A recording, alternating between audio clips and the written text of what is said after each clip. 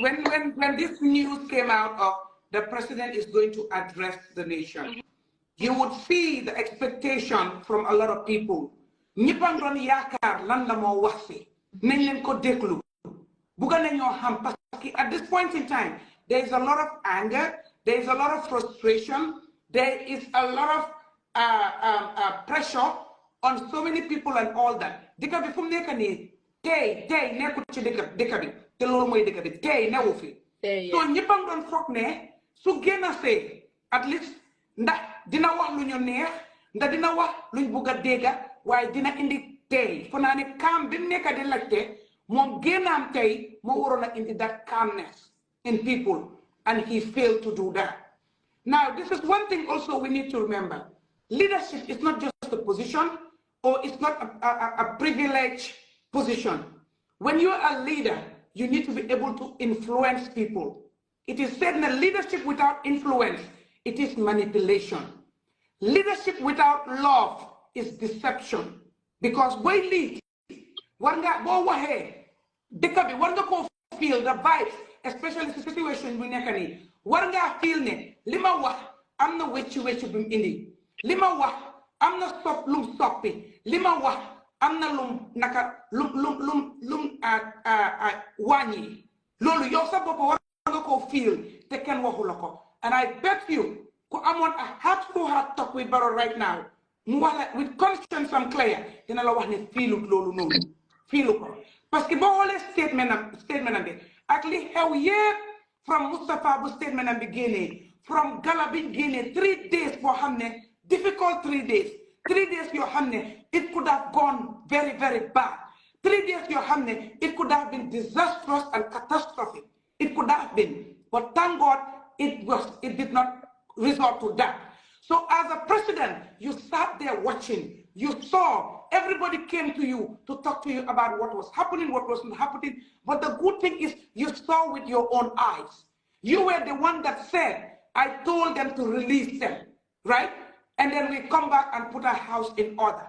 Now, if you had put your house in order and come out, I wanted to see a leader who was going to show remorse for failing in his responsibilities and failing a complete country, an entire generation, and yet to come. That's what I wanted to see. I wanted to see a leader that would have been, that would show empathy and remorse in the delivery of that. But first and foremost, you acknowledge that there is complete failure under your leadership because you entrusted some people to do a work, they did not do it.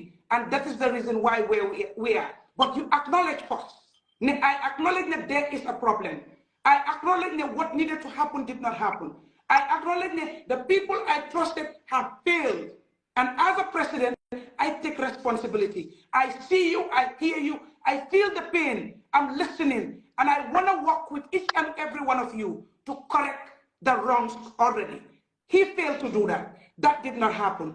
Again, you're asking for calm, right? How can we be calm when we know you to be consistent of not doing what you expected to do? We know you to be consistent of not holding people to account.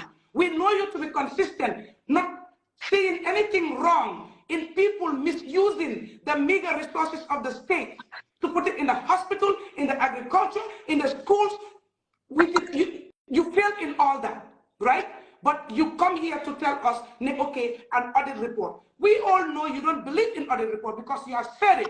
The people that you have appointed to help you do your work, they have amplified that voice to say audit is an opinion, audit is a perception.